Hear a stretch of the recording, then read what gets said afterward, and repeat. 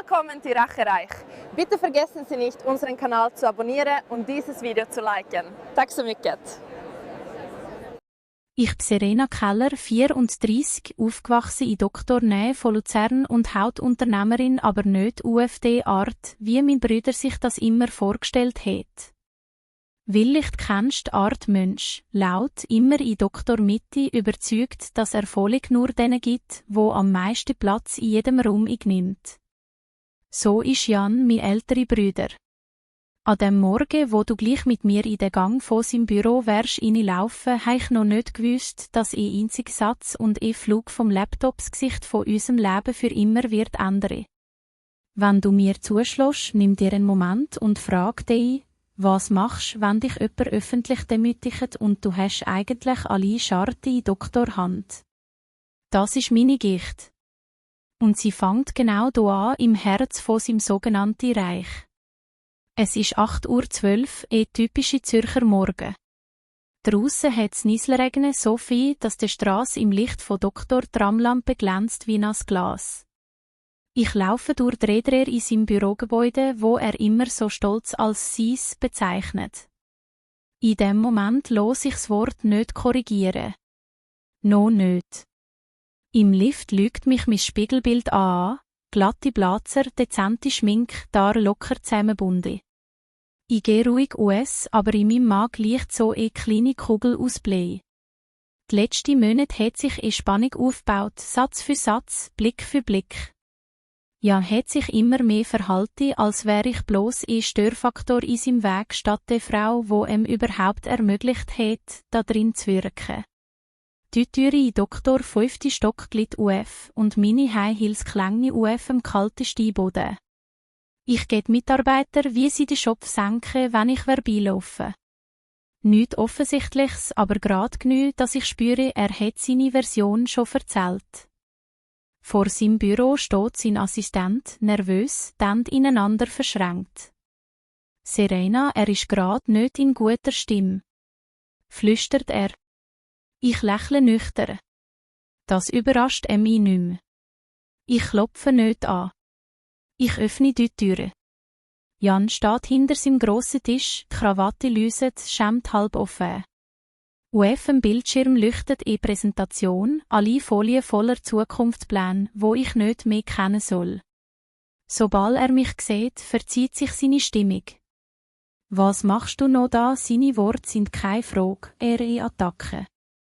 Seine Stimme ist laut genug, dass die Leute im Grossraumbüro sicher jedes Silbe mitkriegen. Guten Morgen, Jan, sage ich ruhig, leg mein Laptop auf den Tischrand. Wir müssen über den Budgetentscheid reden. Die Verträge sind. Ich schaue mich nicht fertig. Mit ein paar schnellen Schritten ist er vor mir, das Gesicht rot. Nein. Wir müssen nichts mehr besprechen. Er packt mein Laptop, reißt ihn auf, als wär's ein billiges Stück Plastik und nicht mein wichtiges CHT-Arbeitstool.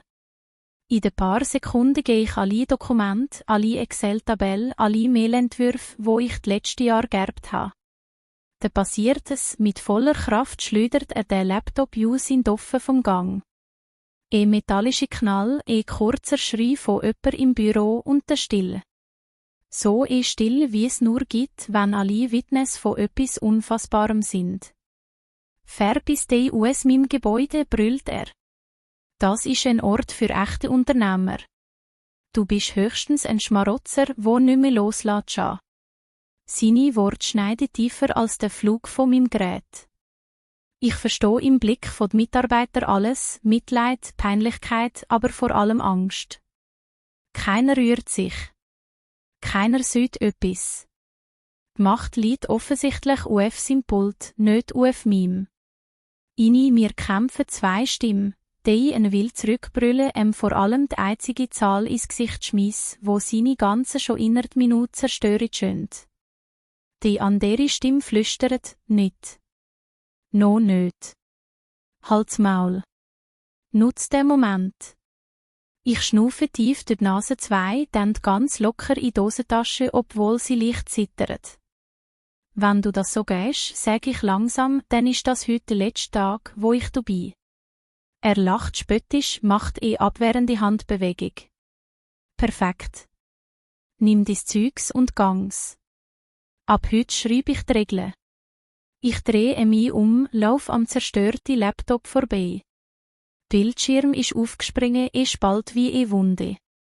Ich hab ihn nicht auf.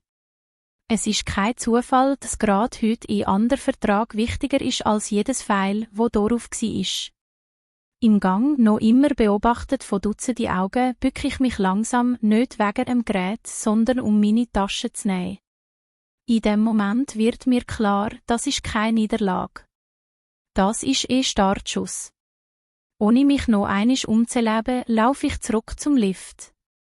In meinem Schopf tickt eine ganz andere Uhr als bei den anderen im Büro. Sie glauben, sie haben gerade gegeben, wie ich alles verloren habe. Nur ich weiss, in erster Linie hat Jan gerade etwas verloren, wo er überhaupt nie richtig verstanden hat. Die Türe vom Lift schließt sich hinter mir und mit ihr der letzte Rest Respekt, wo ich ihm bis jetzt noch geben wollte. Wie ich aus dem Lift in die Lobby trete, riecht's noch immer nach frischem Kaffee und glänzender Erfolgsfassade. Es passt zu Januar. Alles Oberfläche. Wenig Fundament. Ich laufe an Doktorrezeptionistin vorbei, sie senkt verlegen den Blick. Kein Mitleid nötig, denke ich. Sie wüsste nicht, dass ich schon lange nicht mehr die bin, wo er mir zu reden hat. Draussen im Nieselregen ziehe ich meine Jacke zu und laufe der Strasse ABE, Weg vom Gebäude, wo er so stolz als «Sis» bezeichnet. Jeder Schritt bringt mich weg von seinem Theater und näher zurück zu Doktor Eigentligicht, wo nie jemand richtig kennengelernt hat. Mein Weg.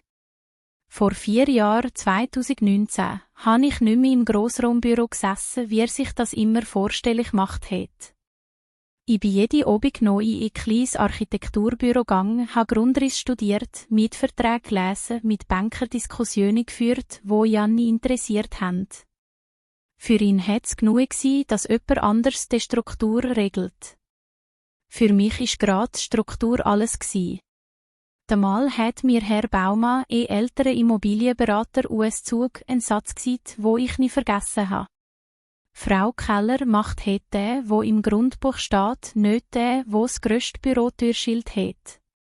Jan hat sich darüber lustig gemacht, wie er dem gegeben hat, der alte Fuchs, was weisst der noch von moderner Wirtschaft. Aber ich habe zugelost. Ganz genau. Mit dem Erbe von unserer Grossmutter, wo Jan lieber in Marketingkampagnen verbutzt hat, habe ich eine andere Entscheidung getroffen. Ich habe mein eigenes kleines Unternehmen gegründet, nüchtern benamset, unscheinbar. Jan hat den Namen nie ernst genommen, er hat ihn einmal falsch ausgesprochen. Es hat ihn schlicht nicht interessiert, wem das Fundament gehört, und seine Träume gestanden sind, so lange er im obersten Stock gesessen.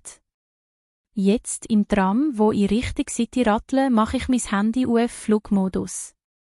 Irgendwann am Nachmittag wird er realisieren, dass ich nicht mehr im Büro bin und die erste Nachricht schicke.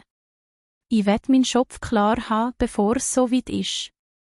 Im Posteingang blinkt aber schon jetzt etwas anderes.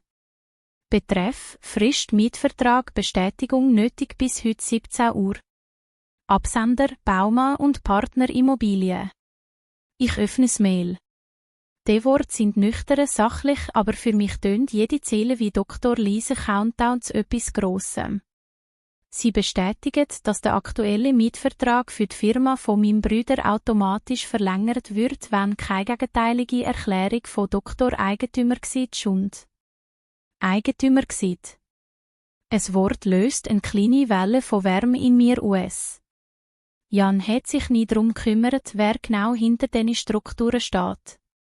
Für ihn hat das Gebäude halt irgendeiner Versicherung gehört, irgendeinem anonymen Fonds. Er hat nie gefragt. Nie die Unterlage gelesen, wo ich ihm diskret hingelegt habe. Er hat lieber neue Stühle fürs Sitzungszimmer bestellt. Ich lächle leicht, während Stramm an seinem Büro vorbeifährt. Ob er wohl genau jetzt am Fenster steht und sich selber für seine klare Führung feiert. Er hat keine Ahnung, dass im Hintergrund eine ganz andere Bühne aufgebaut ist. Unter dem Mail von Baumann liegt übrigens noch ein zweites Ungelesenes.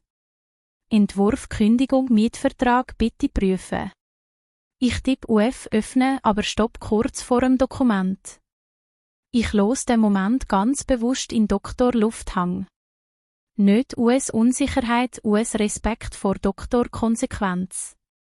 Jan meint, ich hätte heute alles verloren. Er weiss nicht, dass die Frage schon lange nicht mehr lautet, ob ich etwas verliere. Sondern wie lange ich noch zuschaue, bis er merkt, was er nie besessen hat.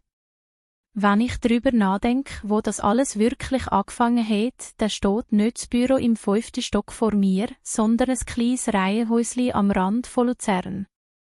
Mit dem Apfelbaum im Garten, wo immer UF Mini-Seite eingeklüpft ist, wenn wir als Kind Räuber und Polizei gespielt haben. Jan ist 2 Jahre älter, aber er hat sich schon mit 8 verhalten, als wäre er mindestens 10 Jahre voraus. Du bist die Kleine, du hörst, was wir machen, hat er gesagt, wenn wir das Billy organisiert haben. Und interessanterweise haben unsere Eltern das selten korrigiert. Mein Papi hat gern gesagt, Dr. Jan hat halt Führungsqualitäten, Serena ist die Zuverlässige im Hintergrund. Es hat lieb gemeint tönt, aber die Rollen sind damit früh verteilt gsi. Ich ha schon als Teenager gern Zahlen gehen. Während Jan von Sportwagen und eigene Firma geträumt hat, habe ich Spalten in Excel gefüllt, Budgetplan für die Familienferien gemacht, mein Sachgeld in kleine Postkonti aufteil. Meine Grossmutter Rosa hat's als einzige richtig gegeben. Serena, die Schwiegi, redet immer von dem Brüder, hat sie mir einmal zugeflüstert, aber glaub mir, ohne die würde ich viel weniger laufen als alle meine. Sie ist auch die, wo Serben so verteilt hat, dass mir beide etwas anfangen schönt. Theoretisch. Praktisch hat Jan sofort gemeint, er müsse etwas Grosses daraus machen. Er hat in der ersten Woche nach der Testamentseröffnung schon Businessplan gezeichnet, Logos entworfen, Präsentation vorbereitet, alles laut, farbig, eindrücklich. Und ich? Ich bin mit Herr Baumann den nüchternen Vertrag gegangen und habe gelesen, wo anders Leute nur unterschrieben. Dr. Bruch ist nicht in einem Tag schon. Er hat sich langsam aufgebaut. Zuerst mit kleinen Spitzen. Die Papierli sind doch nicht so wichtig, Serena. Ohne mich hast du doch nichts zum Verwalten. Damit entscheide, wo er ohne Rücksprüche gefällt hat, obwohl wir formal beide im Verwaltungsrat von seinem Start-up gesessen sind. Seine E-Mails sind immer kürzer worden, seine Präsentation immer grösser. Er hat sich gern vorn an die Leinwand gestellt, in teure Anzug und gesagt, ohne mein Team wär's nicht possible. Mit Team hat er aber in Wahrheit sich selber gemeint. Einmal, vor 2 Jahren, sitzen wir mit Jan und unseren Eltern am Tisch. Das Thema war das Gebäude. Stell dir vor, hat mein Papi gesagt, sichtbar stolz, unsere Bub hat jetzt das ganze Stockwerk in dem modernen Business Center. Das ist doch erfolgreich. Ich habe mit Finger am Glasrand umgefahren, habe kurz zurückgehustet und gesagt, eigentlich Papi, gehört. Jan hat mir unterm Tisch heftig mit dem Fuß gegen Wädle gestossen. Nur in Sekunden. Grad lang genug, dass ich verstand, halt dich zurück. Seine Augen haben mich fixiert, sag nichts. Nicht jetzt. Nicht hin. Ich habe Sätzli abgebrochen, das Thema gewechselt. In dem Moment habe ich nicht für ihn Schwiegi, sondern für meine Familie. Ich kann wissen, wenn sie wissen, wem das Gebäude wirklich gehört, wird sich die ganze Dynamik verschieben. Die Rolle, die wir jahrzehntelang gespielt haben, würde plötzlich nicht mehr passen. Und schon nicht gefährlicher sein für eine Familie als zerstörte Illusionen. Aber mit jedem Jahr ist die Distanz grösser geworden. Jan hat nicht mehr mit mir diskutiert, er hat mir Anweisungen gegeben. E-Mails, die mit Serena anfangen und mit Erledigt bitte bis Montag aufs Minimum reduziert worden sind. Keine Frage. Keine Bitte. Nur Erwartung. Die Wahrheit ist, nicht der Morgen, wo er meinen Laptop geschmissen hat unsere Beziehung zerbrochen. Die Scherben haben das längste schon auf am Boden glitzert. Heute war nur der Tag, wo die Sonne stark genug reingeschienen hat, dass alle sie gegeben haben. Am Nachmittag sitze ich im kleinen Café grad vis-à-vis vom Bürokomplex. Die Scheibe ist wie ein Bühnenvorhang, hinterm Glas spielt sich Jans Welt ab, vor Dr. Scheibe plant sich meine. Ich rühre langsam im Kaffee, es schmeckt mehr nach geröstetem Stolz als nach Arabica und schaue aus auf die Fassade vom Gebäude. Es ist kein besonderes Architekturwunder. Glas, Beton, klare Linien, die übliche Versuch von modern. Aber ich weiss, wie sich Dr. Boden anfühlt im Kellergeschoss, wie die Technikräume riecht, wo kein Manager je in Fressständli gemacht hat. Ich weiss, wie die Tragwände sind, wie lang die Fluchtwege, welche Mieter im 3. Stock immer zu spät zahlen und welche Anwaltskanzlei im 2. seit Jahren pünktlich ist. Ich kenne das Gebäude nicht wie ein Mieter. Ich kenne es wie jemand, wo jede Schraube unterschrieben hat. Doktorgedanke nimmt mich zurück ins Jahr 2019. Es war ein nebliger Herbsttag, wo ich das erste Mal mit Herr Baumann vor dem Gebäude gestanden bin. Nicht das Neueste, nicht das Schönste, hat er gemeint und das Dach mit dem Zeigefinger abgemustert, aber stabil, gute Lage, solide Mittelstruktur. Für jemanden wie sie ideal. Ich habe dann in die Manteltasche gesteckt, damit er nicht geht, wie sie leicht zittert. Nicht vor Angst, sondern vor Tragweite von dem Schritt. Ja, hat gerade in seinem Start-up die erste grössere Finanzierungsrunde abgeschlossen gehabt, hat von Expansion geträumt, von mehr Platz, mehr Mitarbeiter, mehr sichtbarem Glanz. Für ihn ist Immobilie ein Mittel zum Zweck gewesen. Für mich das Fundament. Und wenn ich das kaufe, habe ich damalig gefragt, wie diskret soll das laufen? Baumann hat mich länger angeschaut. Ich habe gegeben, dass er nicht nur mit Schalen prüft, sondern mich. Sie wollen nicht, dass wir wissen, dass sie persönlich Eigentümerin sind. Ich habe nicht. Also gut, hat er gesagt. Dann machen wir das über E-Holding. Ihr Name im Hintergrund, die Struktur im Vordergrund. Es ist kein Trick, kein Rachenplan.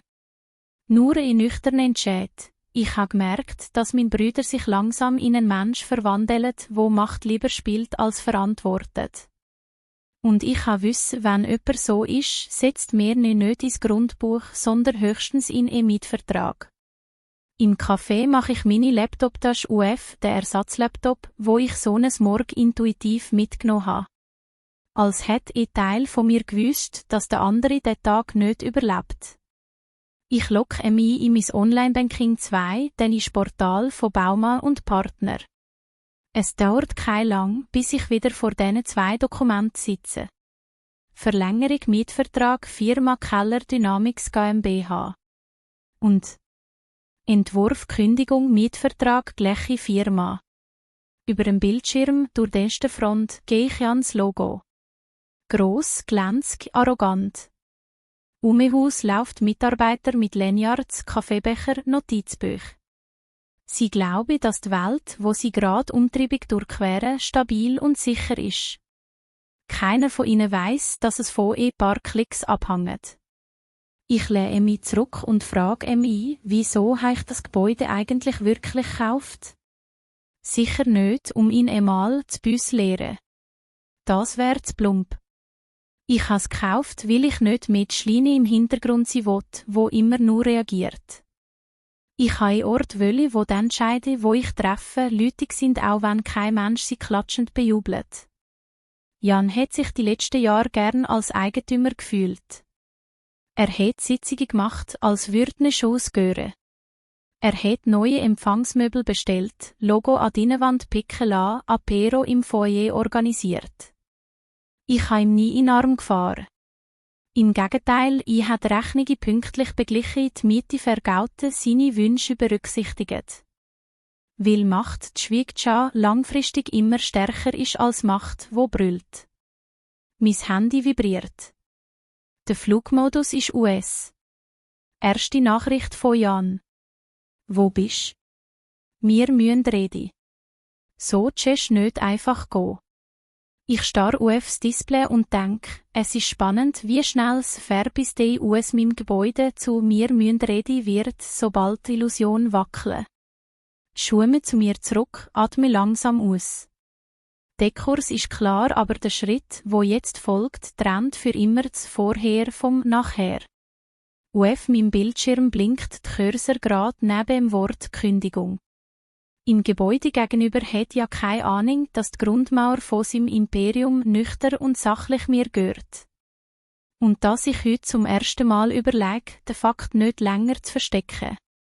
Ich sitze noch immer im Café, aber der Kaffee ist längst schalt worden. Vor mir auf dem Bildschirm läutet das Wort Kündigung wie eine kleine, blinkende Alarmlampe.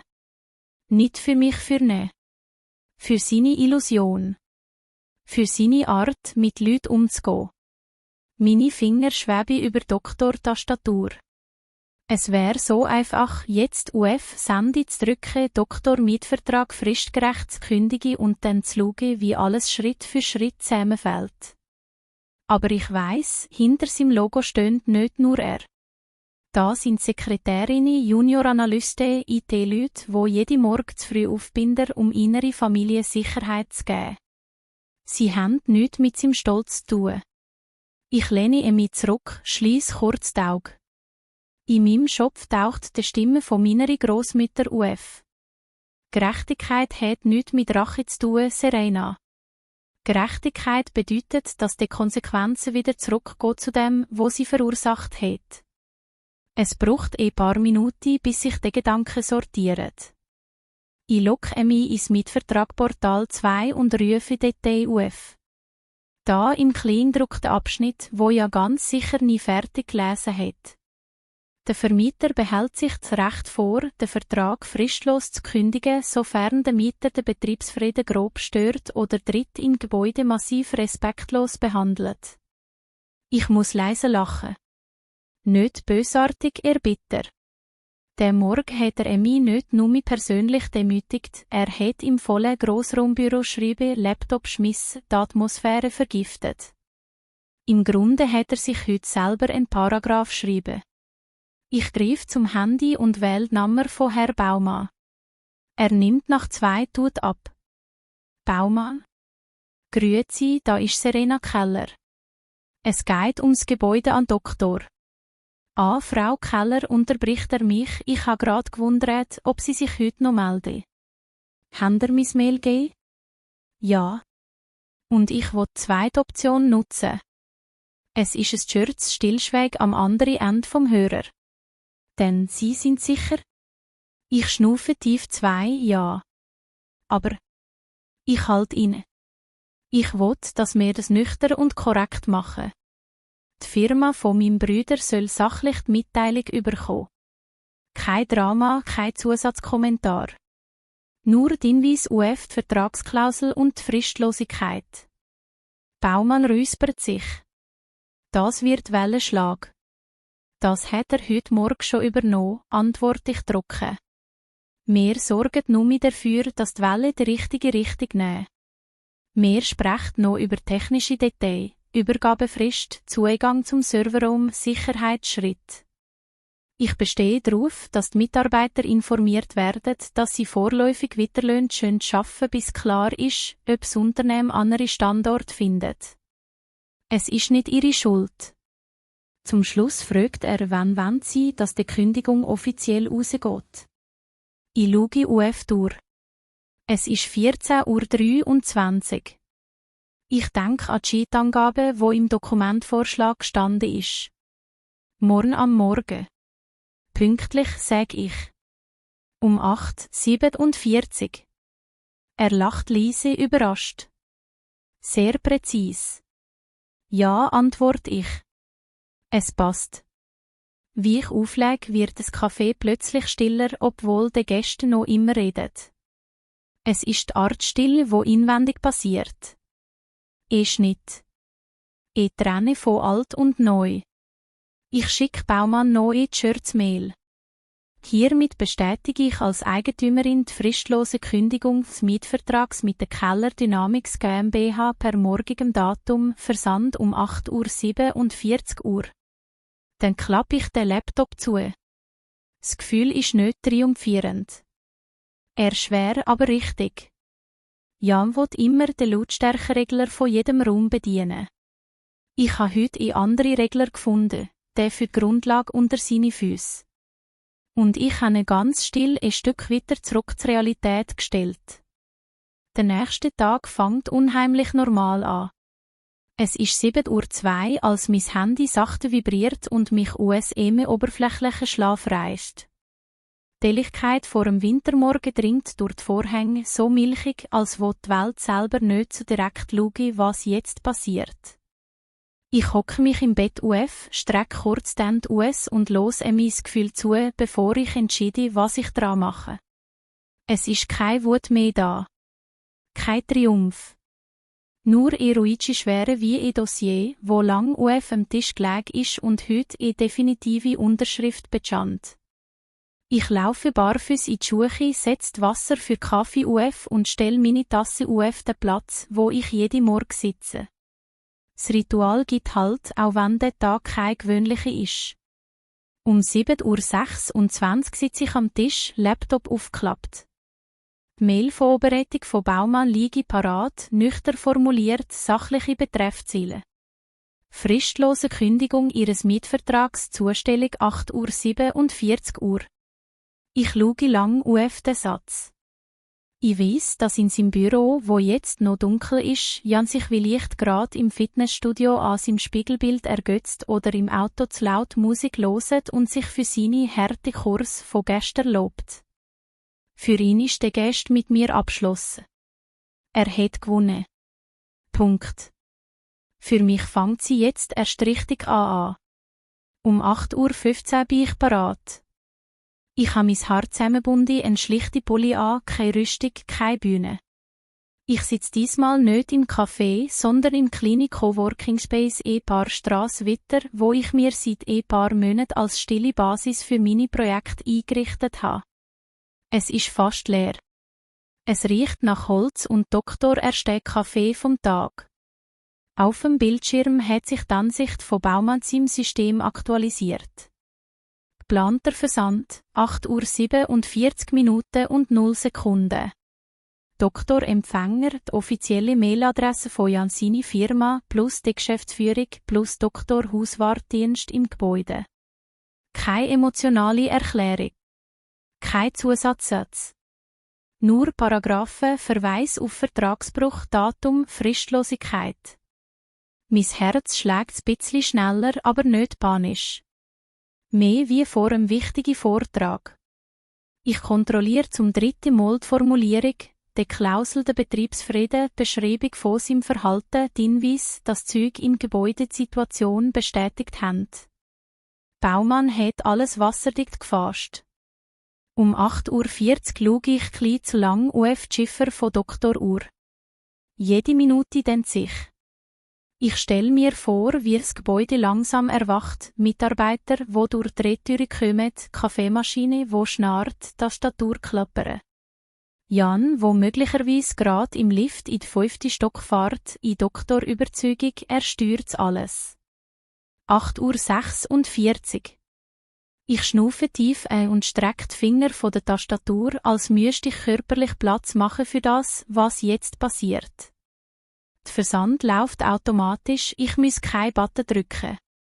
Und trotzdem fühlt es sich so an, als hätte ich in unsichtbarer Hand auf dem System. 8:47 Uhr. Es passiert nichts Sichtbares. Kein Feuerwerk, kein Alarm.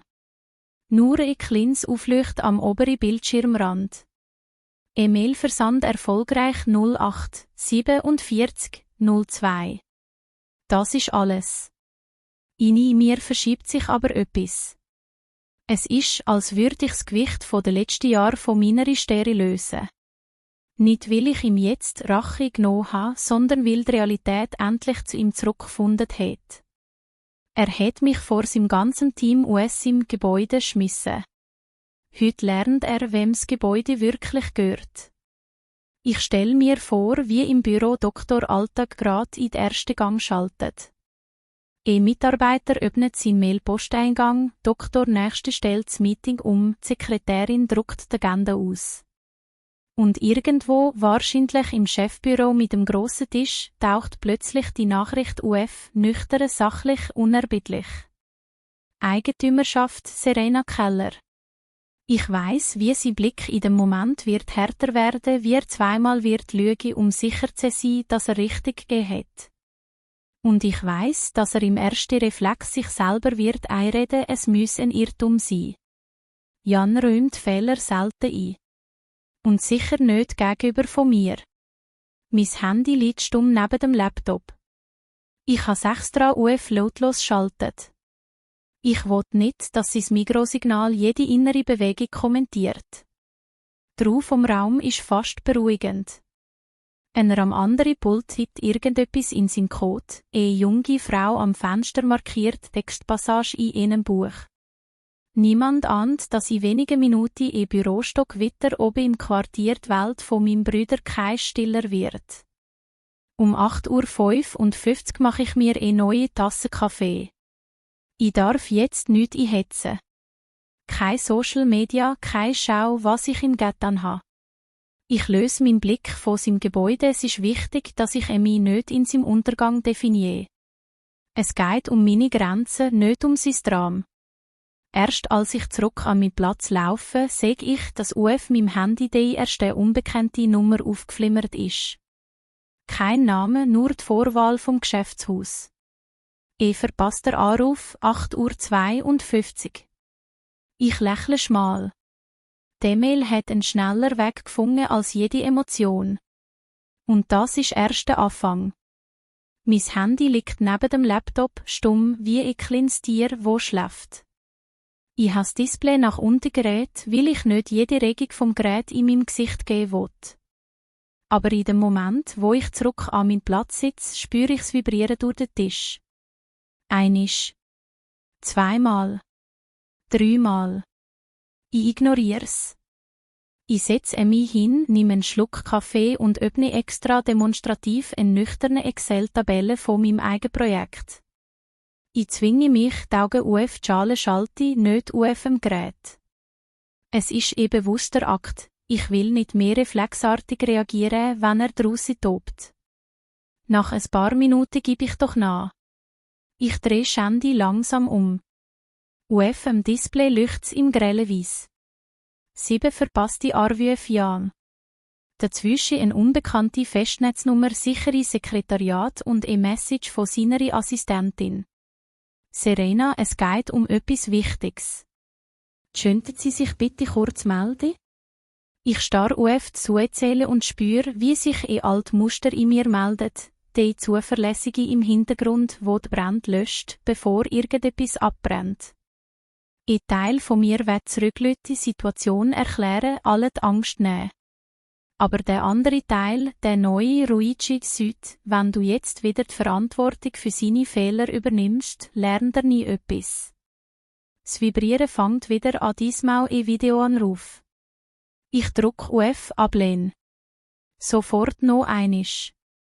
Ich drücke nochmal. Mein Herz schlägt schneller, aber in der Hand liegt keine Panik, nur mit Konsequenz. Ich schalte auf stumm, lege das Handy zurück. Kaum ist es aus meinem Griff, poppt auf am Laptop eine Notifikation auf. Neue E-Mail Keller Dynamics GmbH HR. Ich öffne sie. Die Formulierung ist vorsichtig, fast ermütig. Sehr geehrte Frau Keller. Wir haben soeben eine Mitteilung unseres Vermieters erhalten, dass der Mietvertrag unseres Standorts fristlos gekündigt wurde. Uns wurde mitgeteilt, dass Sie als Eigentümerin eingetragen sind. Könnten wir bitte kurzfristig mit Ihnen sprechen, um das weitere Vorgehen für die Mitarbeiter zu klären? Das Wort Eigentümerin sticht heraus. Ich stelle mir vor, wie im Büro gerade Räume verstummen, wie Blicke hin und her wandern, Serena. Serena. Die Frau, wo gestern mit dem Laptop vor ihnen im Gang gestanden ist, schmäht, weggeschickt. In mir macht sich keine Schadenfreude breit, sondern ein nüchterner Ernst. Die Mitarbeiter schönt nichts für seine Art, Leute zu behandeln. Ihnen geht's um Existenz. Ich tippe in die Schurze, klar Antwort. Guten Tag. Ja, die Information stimmt. Ich bin im Grundbuch als Eigentümerin eingetragen. Für die Mitarbeiter wird es eine Übergangsregelung geben. Ich melde mich am Nachmittag mit einem Vorschlag für ein gemeinsames Gespräch. Freundliche Grüße. Serena Keller. Während ich noch am Tippen bin, fängt Shandy wieder unruhig an zu tanzen. Ich schaue nur schnell drauf und stocke. 23 verpasste Anrufe Jan. Cheat, 9:03 Uhr. In den paar Minuten ist etwas geschehen. Aus Doktor kontrollierte Härte von seinem Charakter ist Hektik geworden. Ich stelle mir vor, wie er mit dem Schreiben die Doktor Hand im Büro auf und abläuft, die zitiert, die Assistenz abflaumt, irgendetwas verzweifelt sucht, wo die Realität widerlegt. Vielleicht hat er das Dokument 3-mal gelesen, jede Zeile, jede Klausel gemerkt, dass keine Lücke bleibt. Um 9:11 Uhr kommt die nächste Welle. Das Display ist voll. 47 verpasste Anrufe. Die Mix US im Privathandy, Büro, Festnetz, noch eine ist die Assistentin. WhatsApp-Nachrichten taucht auf, kurz, atemlos.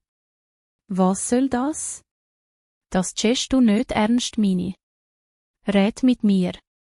Dann eine längere Sprachnachricht. Ich klicke es nicht an. Noch nicht.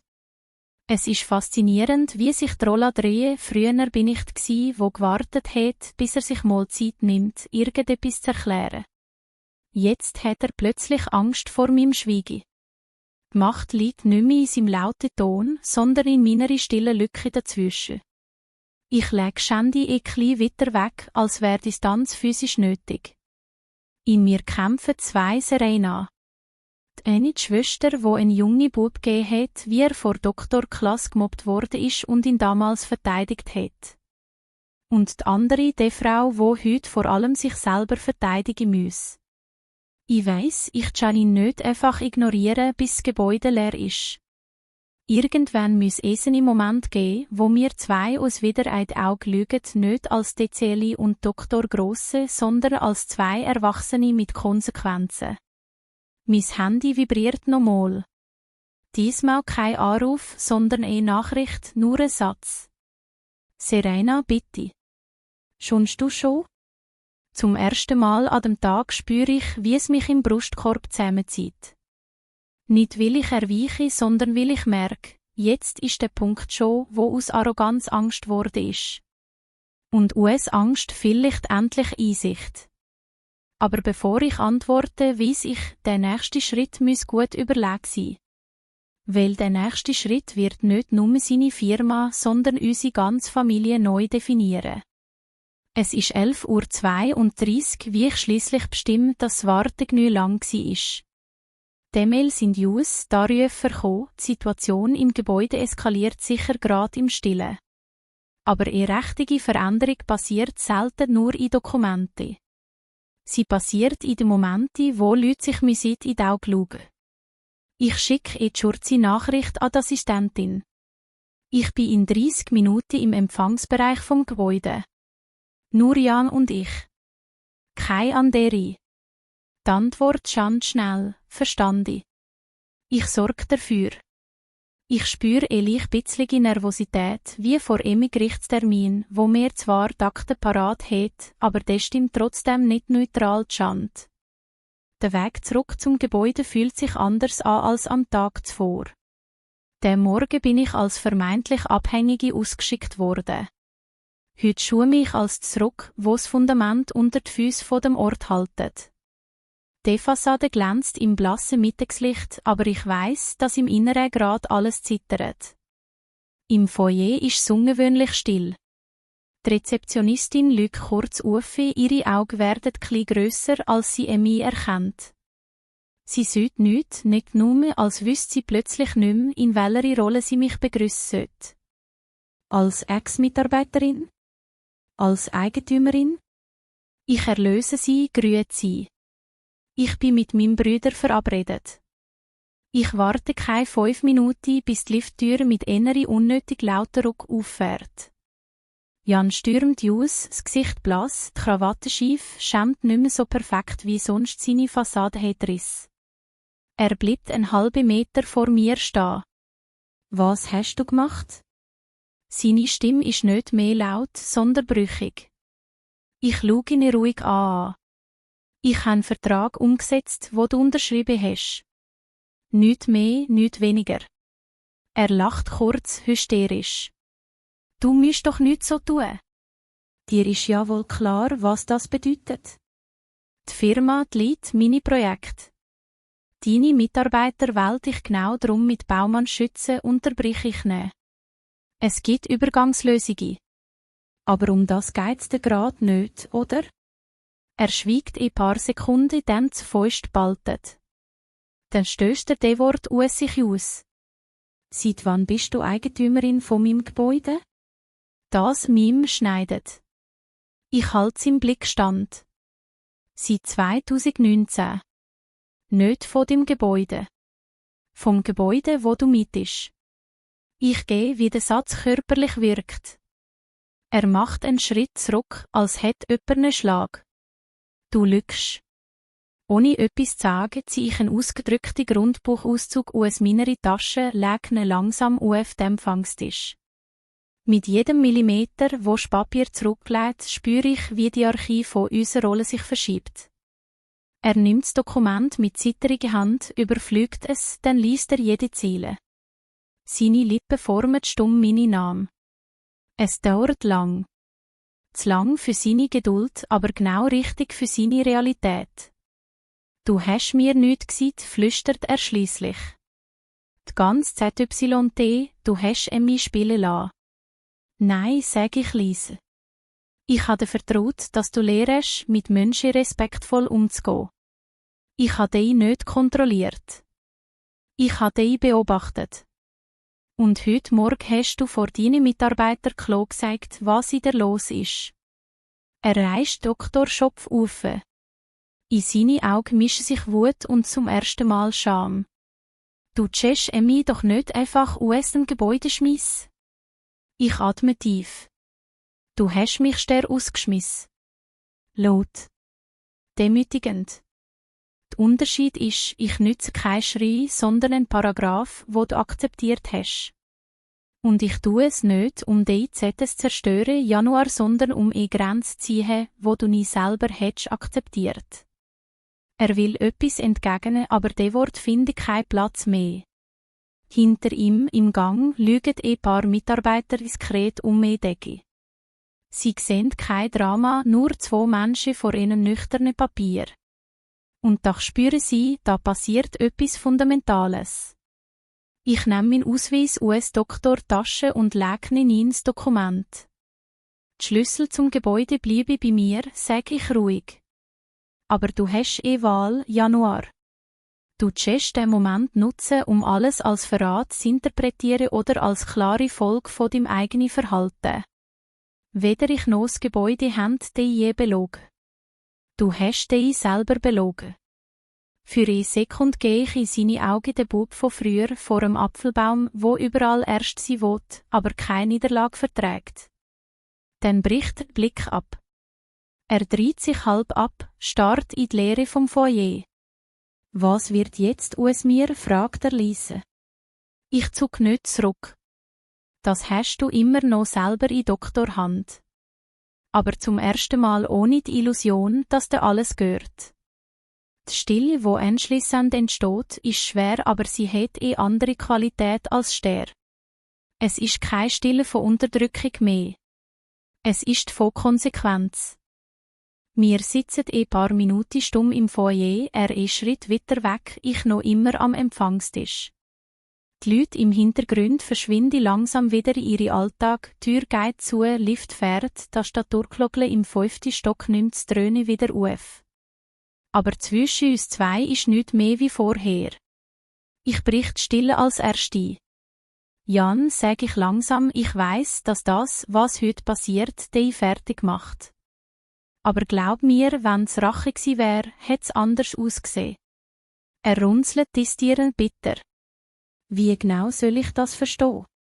Du hast mir grad Dr. Boden unter die Füße weggezogen. Nein, korrigiere ich leise. Ich habe aufgehört, nicht künstlich drunter schalten. Er will etwas sagen, aber ich fahre weiter, bevor er sich wieder hinter Wut versteckt. Wenn ich Rache will, hätte ich gestern im Gang vor deinen Mitarbeitern laut angekündigt, wem das Gebäude gehört. Ich hätte dich vor allen bloßgestellt, so wie du es mit mir gemacht hast. Ich has nicht. Er schwiegt. De Wort hängt nicht Zeit, sacken zu lassen. Wenn ich Rache will, füge ich dezenter an, hätte ich keinen Übergang für deine Mitarbeiter organisiert. Ich hätte denen ganz nüchtern die Türe verbarrikadiert, die Server abstellen lassen, Doktor Zugang sperrt. Ich has nicht gemacht. Sie schönt ihre Löhne weiter bekommen, sie beschömen Zeit für neue Büros. Die Kündigung trifft dich. Nicht sie. Ich gehe, wie das ihn irritiert.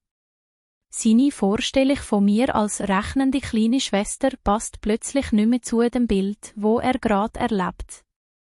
Ein Teil von ihm sucht fast verzweifelt nach einem Winkelzug, nach einem Beweis, dass ich doch der bösartig bin, wo er sich immer zugesprochen hat. Also was ist das denn für dich? Fragt er schließlich. Wenn nicht Rache? Ich schnaufe tief 2, schaue ein bisschen an ihm vorbei in die Glasfassade, wo der Verkehr spiegelt. Gerechtigkeit, sag ich. Und Selbstschutz? Er schnaubt. Das tönt schön, aber was? Unterbewusst lehne ich mich eklig vor. Du hast mich nicht nur als Mitarbeiterin behandelt, Januar. Du hast mich als Mensch unter der G. Heute Morgen vor deinen Leuten hast du mir indirekt gesagt, ich sei weniger wert. Wenn ich das akzeptiere, lerne deine Mitarbeiter, dass das normal ist. Und ich würde mir selber zu verraten und alles, was mir Rosa einbringen hat. Seine Augen zucken beim Namen von unserer Grossmütter. Was hat Nonna damit zu tun? Ich lächle mild, sie hat immer gesagt, Serena, der Tag schand, wo du die Möglichkeit hast, ungerecht oder gerecht zurückzuschlagen. Prüf dann, wem das nützt. Rache nützt im Ego die Schürze. Gerechtigkeit schützt die Grenze von allen langfristig. Er säckelt nervös mit Finger über Doktor-Tischkante. Und wie du dich irrst? Wenn das alles schart ist, dann lerne ich auch daraus, gebe ich zurück. Aber gestern, wie du mich im Büro gebrüllt hast, hat nimmer etwas gesagt. Kein einziger. Wieso? Weil du der bist, wo seine Miete zahlt. Wenn der, wo das Geld bringt, alles darf, dann stehen alle anderen immer zu tief. Ich habe mit der Kündigung nicht nur mit ein, sondern auch die Struktur geändert. Er lügt mich lang an. Hinter seinem Blick gehe ich in Kampf, wo er nicht laut ausfechtet schaut, stolz gegen Einsicht, Selbstbild gegen nüchterne Fakten. Was willst du jetzt von mir? Fragt er leise. Ich zuck keine Schulter, ich sag's geradeaus, ich will, dass du verstandst, Shit, in der du ohne Konsequenz über andere hast schöne herrschen, ist schwer bei. Du tschest weiter Unternehmer sein, aber nicht mehr Kosten von Würde, nicht von meinen, nicht von deinen Mitarbeitern. Wieder still. Die Rezeptionistin tuscht absichtlich Papier um uns Privatsphäre zu geben. Jan dreht das Dokument mit dem Grundbuchauszug langsam in die Hand. Also ist das jetzt das Ende von allem? Das ist das Ende von dem, wie es bisher war, antworte ich. Was daraus machst, ist dein Teil von Dr. Gicht. Mein Kapitel heute ist, ich lasse nicht mehr zu, dass du mir das Recht auf Respekt nimmst. Zum ersten Mal seit langem spüre ich, wie sich in mir eine Mischung aus Traurigkeit und Freiheit formt. Zwei Gefühle, wo sich eigentlich widersprechen und doch perfekt zusammenpassen in dem Moment. Es ist kein Sieg. Es ist Erklärung. Und genau das ist Gerechtigkeit, nicht die Freude, dass Doktor andere fällt, sondern die Ruhe, dass du nicht mehr mitsehen musst, wie er andere mitnimmt. Die Hand, wo das Dokument vor ihm galte Hand, sinkt langsam ab. Wir stehen nicht mehr wie Gegner voreinander, mehr wie zwei Menschen, wo plötzlich ohne Kostüm und Rolle im gleichen Raum landet sind. Ich spüre, wie die Luft im Foyer sich verändert. Die Spannung ist nicht verschwunden, aber sie hat Form angenommen, nicht mehr explodierende Wut, sondern eine scharfe, ehrliche Klarheit. Was machst du jetzt? Fragt er das Blatt noch immer in Doktor Hand. Ich sage, ich werde mit deinen Mitarbeitern reden. Mit ihnen nicht über dich. Ich wollte ihnen sagen, was passiert, was das für sie bedeutet und welche Übergangslösung es gibt. Das bist du ihnen schuldig gewesen. Ich übernimm das jetzt. Er nickt kaum sichtbar. Und ich? Ich schaue ihn an, lass meinen Blick nicht ausweichen. Du sollst 2 Sachen machen. Entweder du verbringst die nächste Monete damit, mich zur Schuldige von deinen Problemen zu machen. Oder du nimmst das als Moment, um das unter die Lupe zu nehmen, was sie dir zu dem Morgen geführt hat. Ich schade der Folge nicht abnehmen, aber ich zwinge dich auch zu nichts. Das ist deine Entscheidung. Später im grossen Sitzzimmer sitzen mir vor deine Leute, wo mich Stern als überflüssig gegeben haben. Heute lügen sie anders. Nicht, weil ich plötzlich mächtiger wirke, sondern weil die Welt vorne nicht mehr so einfach ist. Ich erkläre ruhig, sachlich, ohne Spitz. Sage, dass die Firma den Standort verliert, aber nicht gerade heute, nicht ohne Schutz. Das Gebäude ihnen nichts will und ich auch nicht, sondern nur klare Grenzen gezogen worden sind. Paar sind verunsichert, paar wütend, paar erstaunlich ruhig. Und irgendwo hinter im Raum gehe ich eine junge Mitarbeiterin, wo mir konzentriert zu hören tut. Ihr Blick ist respektvoll, nicht devot. In dem Moment wird mir bewusst, was wirklich passiert ist, nicht nur im Mietvertrag hat seine Form geändert. Jemand im Raum lernt gerade, dass man sich wehren darf, wenn Grenzen überschritten werden, auch wenn der, wo das Geld bringt, UF-Doktor andere Seite vom Tisch hockt.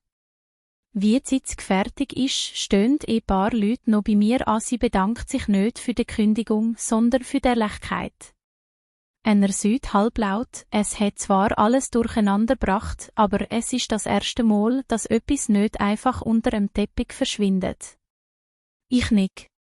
Das allein ist es wert gewesen. Den Tag drauf läuft vieles parallel. Juristen schicken Entwürfe hin und her, Architekten prüfen alternative Flächen, die Mieterschaft im Gebäude wird informiert. Alles hämmerlos, nüchtern, sachlich, aber immer mit dem Satz im Schopf, wo ich mir selbst geschworen habe. Kein Billig-Triumphis, kein Schauen, wie er leidet. Es geht um Schutz, um Ordnung, nicht um Spektakel. Es vergeht in Woche, bis ich ja wieder gehe. Nicht im Foyer, nicht im Gang, sondern an dem Ort, wo unser Leben angefangen hat, im Garten vor dem Elternhaus, neben dem alten Apfelbaum. Es ist Spätnachmittag, das Licht warm, die Luft frisch. Ich schaue mich über die Treppe, er sitzt schon da, ein Papiertäschli neben dem Stuhl, wie jemand, wo weder weiss, ob er bleibt, noch ob er geht. Hoi, sagt er, ohne jede Pose. Hoi, antworte ich, setze mich gegenüber. Es ist eine lange, ehrliche Pause zwischen uns. Ich war, sagt er schliesslich, bei einem Berater. Und beim Anwalt. Und glaub's oder nicht, einmal auch bei einem Coach. Es zuckt kurz um seine Mundwinkel. Alle haben ungefähr das Gleiche gesagt, nur du hast es deutlicher gesagt. Ich schmunzle halb. Und was hast du daraus gelernt? Er schnauft aus. Sie feind, wir müssen nicht weiter Miteigentümer und Mieter spielen, ohne miteinander zu reden. Ich habe die Verträge gegeben. Du hast alles korrekt gemacht. Es ist nichts Illegales gsi. Das ist fast das Schlimmste, dass ich nicht mehr behaupte, du hast mich hintergangen. Du hast mich einfach nicht mehr schützt vor mir selber. Die Sätze treffen mich mehr, als ich zu geben will. Und er stockt kurz, dreht einen Apfel in Doktor Hand, ohne abzubeissen. Ich habe mich entschieden, die neue Firma kleiner schalte. Weniger schon, mehr Substanz. Ich weiss nicht, ob dir das irgendetwas bedeutet. Aber es ist ein Anfang. Ich nick. Es ist dein Anfang. Und das ist wichtig. Nicht für mich, sondern für dich. Es folgt noch ein Moment still, der Getty, wo nicht drückt, sondern Raum gibt. Wie ich später durch die Strasse zurücklaufe, wird mir klar, die Gicht hat kein pures Happy End. Die Verletzungen von Jahren sind nicht plötzlich verschwunden, keine Umarmung löst alles auf.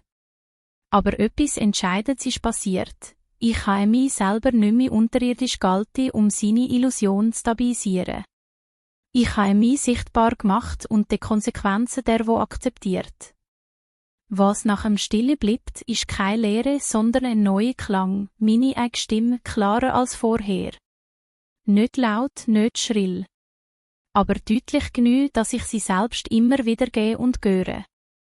Und willigt denke ich, wie ich noch einmal zurück zum Gebäude schaue, hat die Welt mehr von solchen Momenten nötig, wo Leute, statt schreien oder schweigen, still und nüchtern sagen, bist du heim und nicht weiter. Genau da fangen neue Kapitel an. Und wer will Jamie von heute an nicht nur als die Schwester vom lauten Unternehmer kennen, sondern als die Frau, die leise Grundriss vom eigenen Leben neu gezeichnet hat. Wenn dich die Gicht berührt hat, vergiss nicht, das Video zu liken, zu teilen und Doktor-Kanal zu abonnieren, damit du keine von den nächsten Erzählungen verpasst. Und bleib jetzt noch im Moment da. Gerade jetzt, wo meine Stimme verstummt, warten 2 weitere Schichten auf dich mit Familie, Macht und heimliche Wahrheit rechts und links in deinem Bildschirm. Wähl eine US, los dich reinziehen und geh, wie schnell sich ihr ganzes Leben wandeln, wenn ein Mensch endlich lernt, für sich selber in der Mitte vom eigenen Gicht zu stehen.